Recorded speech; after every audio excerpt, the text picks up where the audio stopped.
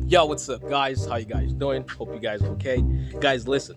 So, in the last 48 hours, the crypto market has been crashing like crazy. So, these are the three most important things you need to do in order for you to save yourself some money. People of the internet, pay attention. The first thing that you're supposed to do, if you're a person that holds Bitcoin, start switching it up. Start exchanging to some stable coins, okay? Start exchanging to some stable coins. That's going to limit your losses.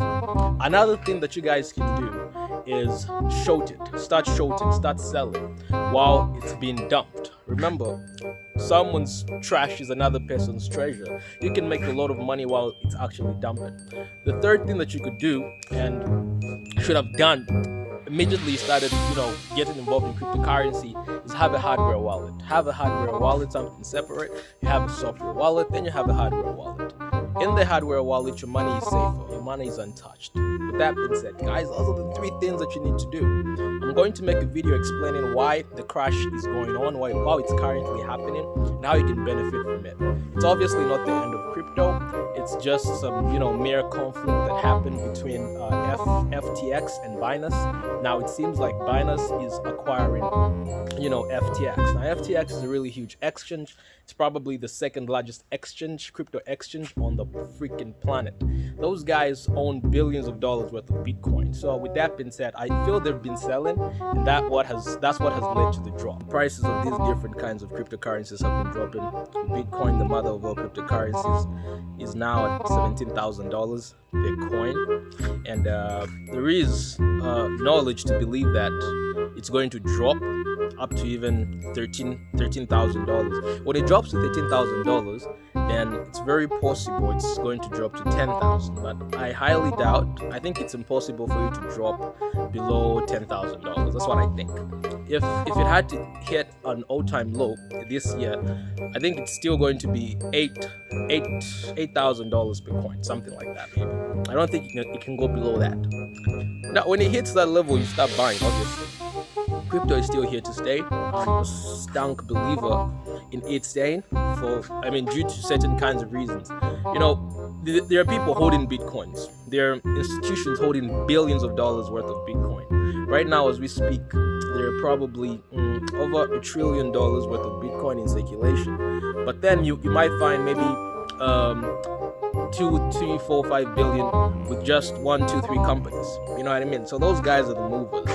When you have too much of something, you get to move markets. So there are people with a lot of cryptocurrencies, and then they get to move markets. Put your Bitcoins in a hardware wallet. If you don't have access to that, if you don't have, it's very simple actually. I might just make a video about how to do that. All you need is a hard drive, and all you need is a hard drive or a flash disk. Then you can have your hardware wallet. You can move around with it, but once you lose it, you lose your money too. You lose all your Bitcoins or whatever kinds of currencies or cryptocurrencies you have in there. You lose everything. So you need to be very careful with that. Apart from that, I feel like normalize exchanging to stable coins, because now, as like a very good example is, let's say I had how much, I don't know, a couple few $1,000s in the Coinbase wallet. So now I'm looking at the Coinbase wallet and I'm seeing the money reduce. There are times where you watch the money grow, but now you're seeing it reduce because of everything that's happening in the crypto scene. So my advice for you guys is basically to have the hardware wallet or exchange to some stable coins. Subscribe to the channel. Because of Sam and his FTX and also CZ with his Binance, their subjected conflict, I would say, has led to the diminishing of certain kinds of currencies that have actually been falling.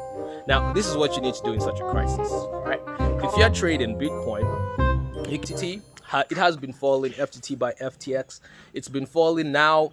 I watched it fall from $22 the day before yesterday to now it's trading at about $3. This is like a Luna. It's basically like Terra Luna. Terra Luna moved from I don't know how much to completely nothing. Almost like a pump and dump long-term kind of project. It's very, very sad. So with that being said, you guys could do those three things to try and save yourself some money while this dump is falling. Me personally, I haven't lost much, honestly, and it's just because of that. It's because of some stable coins. I've been shorting, I've been selling, and so on and so forth. So you still get to make some money. I mean, obviously, this is not the end of Bitcoin. Bitcoin is just basically just I would call it restructuring, because money was in one place for a very long time, but now Binance, the exchange Binance, is going to control literally almost 90% of the cryptocurrency portfolio. I don't know if that's okay or that's bad news.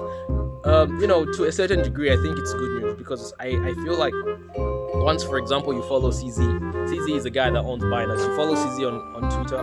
I have a Twitter account with 0 followers, and I just follow these cryptocurrency enthusiasts because I want to know what's going on. They're more like signal trenders, you know what I mean? They set the signals literally. So CZ, if you follow CZ, and CZ controls 90% of the crypto space, you will know what's happening. If you know his company is subjected to certain kinds of things, maybe certain kinds of sanctions with certain kinds of governments, then you will basically understand that, okay, the markets are dropping now. When CZ gets a great deal with certain kinds of people, you know, okay, shit, the markets are going to turn up, the markets will be going up.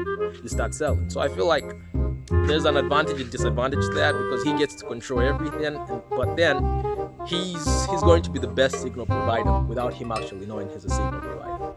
So yeah, guys, try to do that and let's see what happens.